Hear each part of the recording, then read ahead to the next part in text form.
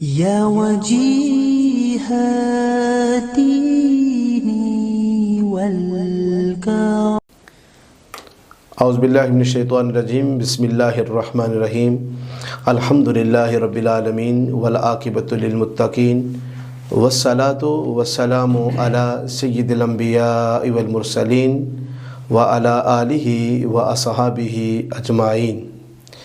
معزز ناظرین و سامعین، روز کی طرح آج پھر ہم آپ کی خدمت میں حاضر ہوئے ہیں ایک خوبصورت پینل کے ساتھ. رمضان المبارک کی بابرکت گھڑیوں میں، ساتوں میں، رحمتوں میں پروگرام بہار سلطانیہ رمضان ٹرانسمیشن میں آپ کا میزبان حافظ محمد اشتیاق سلطانی آپ کی خدمت میں حاضر ہے. آج ایک نئے عالم دین کے ساتھ ہم آپ کو ملائیں گے. انشاءاللہ ان کے باتیں آپ سنیں گے، قرآن و حدیث کی باتیں سنیں گے. موضوع بھی بڑا اہم ہے، تو انشاءاللہ آپ کے ایمان میں تازگی ملے گی. تو یہ پروگرام روز کے بیس پر ہوتا ہے. رمضان مبارک کے ببرکت مہینے کے اندر آپ اپنا وقت دین کو دیں اور یہ پروگرام سنیں. تو آج کے ہمارے جو مہمان بنے ہیں جناب محترم المقام پیکر محبت، پیکر اخلاص، حضرت علامہ قاضی عبداللہ صاحب، یہ ماشاءاللہ پرنسپل دارالعلوم محمدیہ غوثیہ دندر کوٹ میں یہ پرنسپل ہیں اور ممبر اسلامی نظریاتی کونسل حکومت آزاد کشمیر. تو ماشاءاللہ فاضل بحیرہ شریف بھی ہیں. تو ہم حاجی صاحب کو اپنے پروگرام کے اندر خوش آمدید کہتے ہیں. اللہ تبارک و تعالیٰ آپ کا آنا قبول فرمائے اور آپ کے سفر میں آسانیاں پیدا فرمائے. تو ہم بلا تمہید اس پروگرام کا باقاعدہ آغاز کرتے ہیں. تو اس پروگرام کا آغاز تلاوت قرآن سے ہوتا ہے.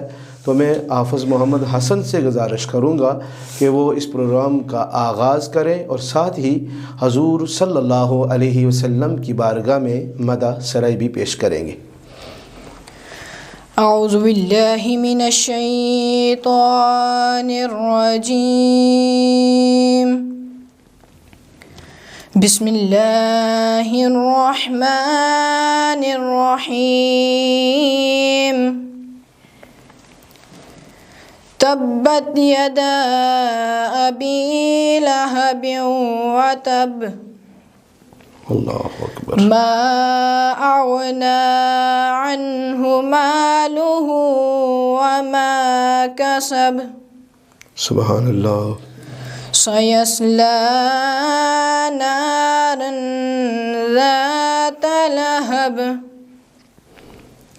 وامرأته حمالة الحطب في جيدها حبل من مسد. صدق اللہ العظیم. جزاک اللہ. صلی اللہ علیہ یا رسول اللہ وسلم علیک یا حبیب اللہ.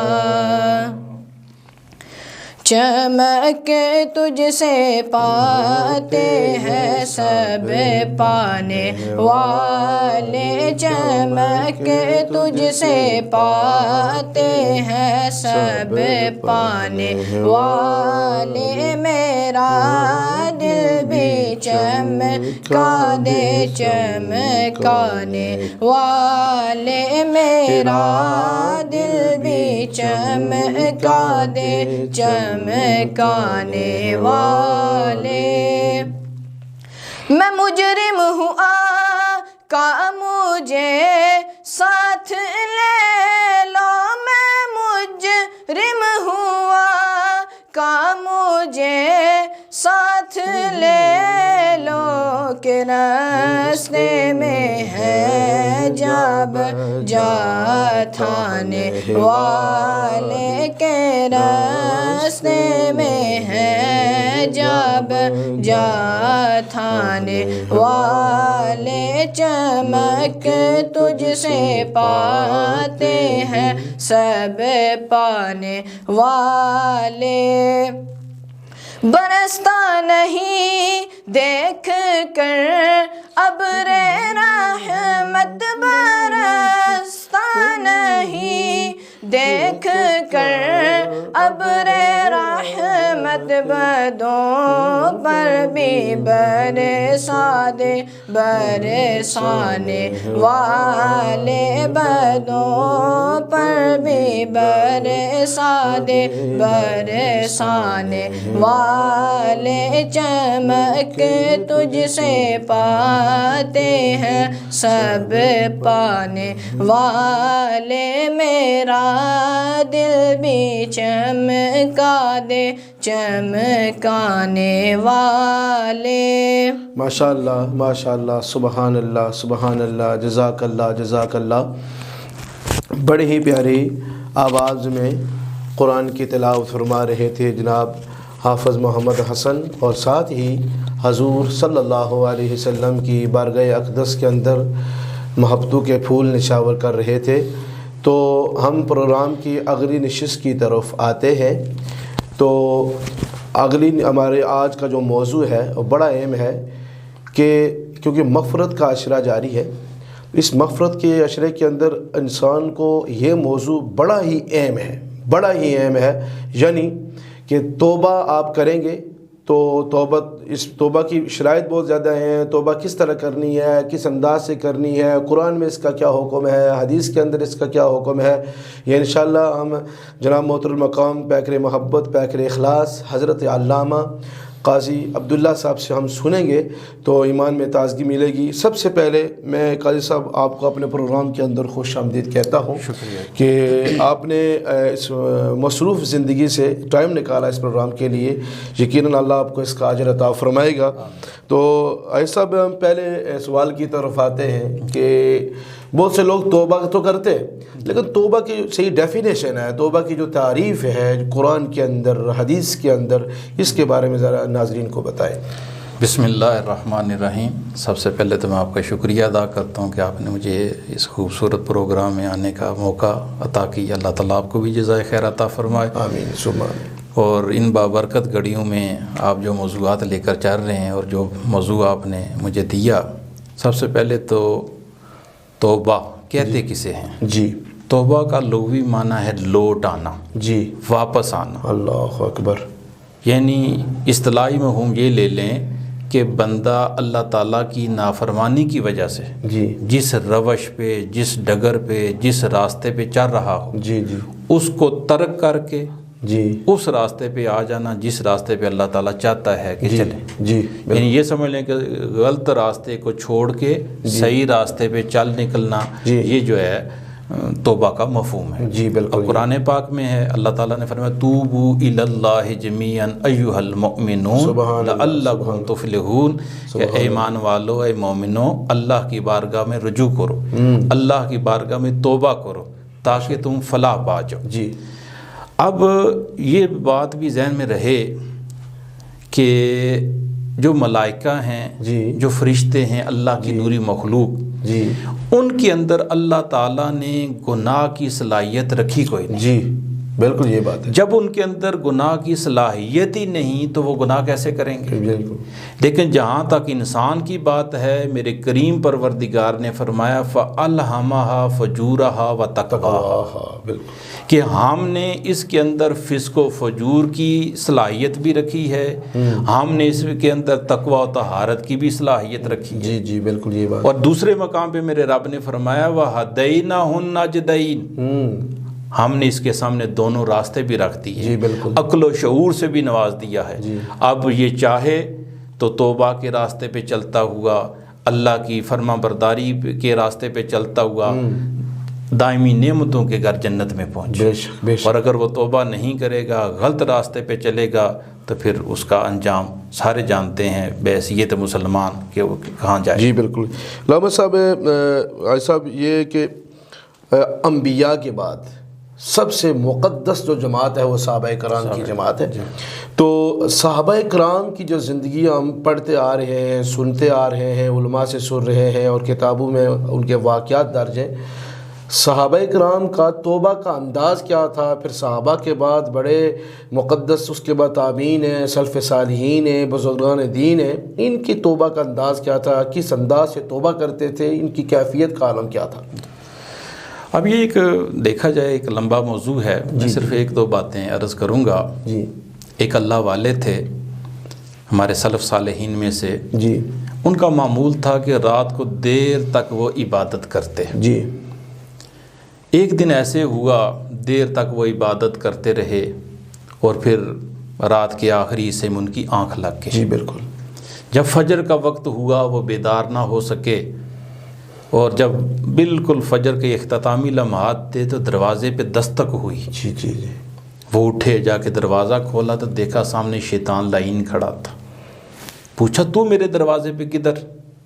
وہ عرض کہنے لگا کہ حضور آپ کی فجر جا رہی تھی، میں نے سوچا آپ کو جگا دوں۔ اللہ اکبر۔ کہنے کہ تو شیطان ہے، شیطان کا کام ہے غافل کرنا، غفلت دلانا، اور تو مجھے جگانے کے لیے ہے۔ کہنے لگا حضور میں نے سوچا ساری زندگی بڑے گناہ کی، چلو ایک نیکی کر لوں۔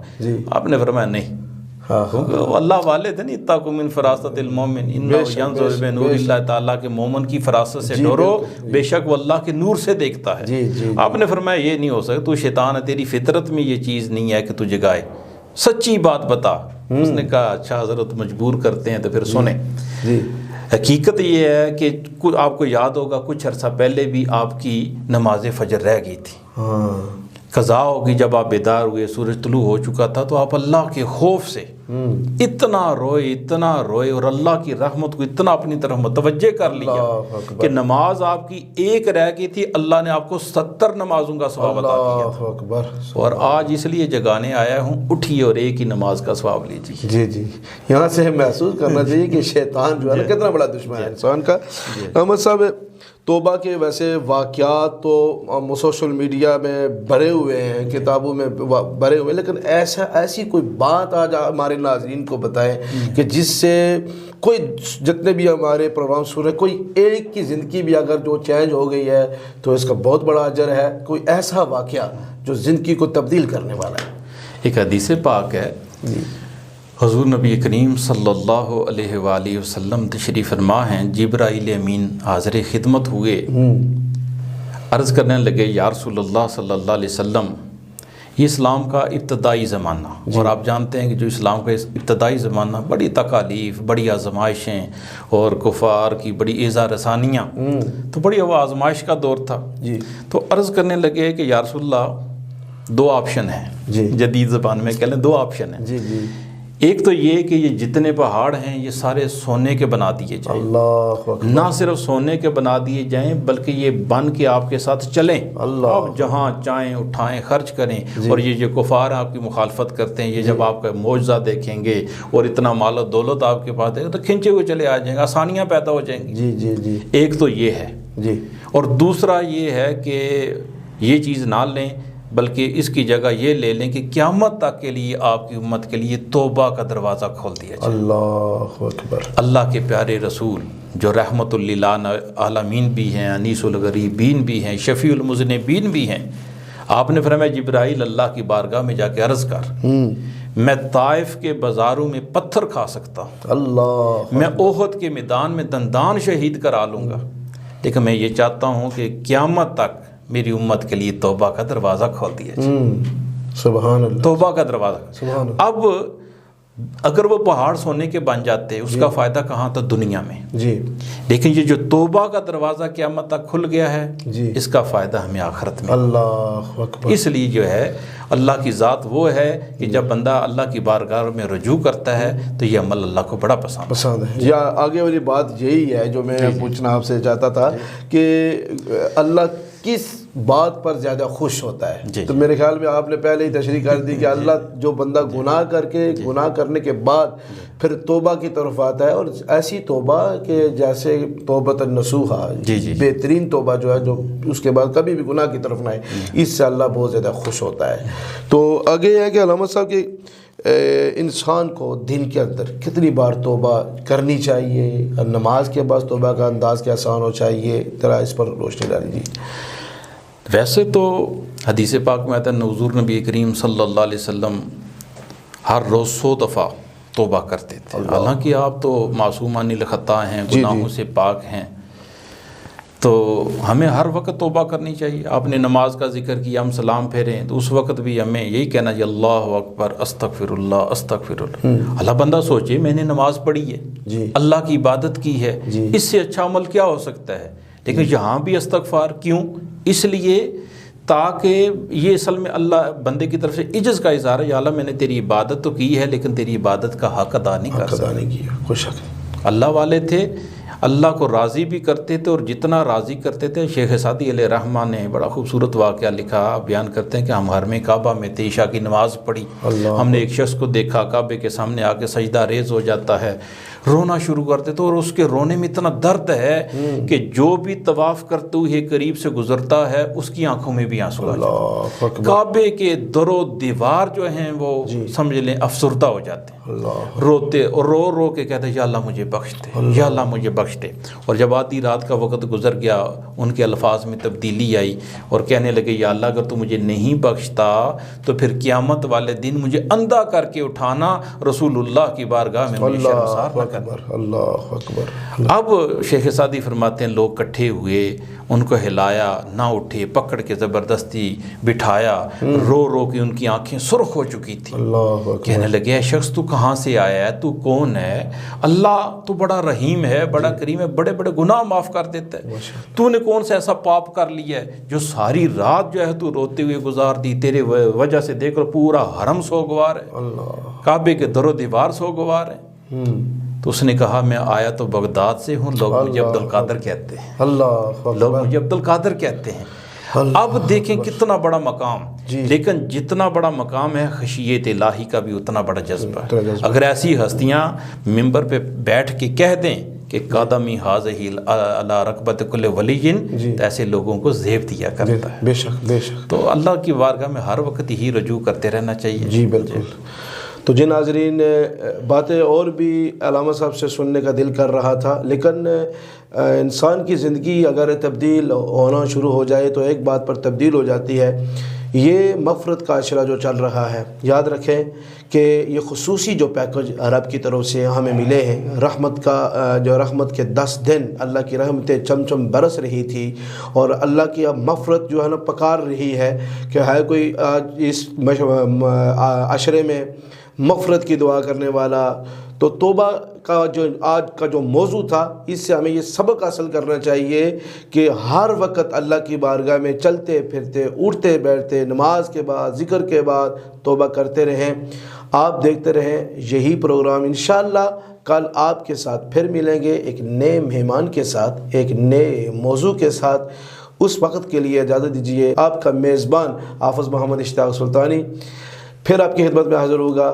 اللہ آپ کا حامی ناصر ہو، وآخر دعوانا ان الحمدللہ رب العالمین۔ آپ کا میزبان حافظ محمد اشتیاق سلطانی پھر آپ کی خدمت میں حاضر ہوگا۔ اللہ آپ کا حامی ناصر ہو، وآخر دعوانا ان الحمدللہ رب العالمین۔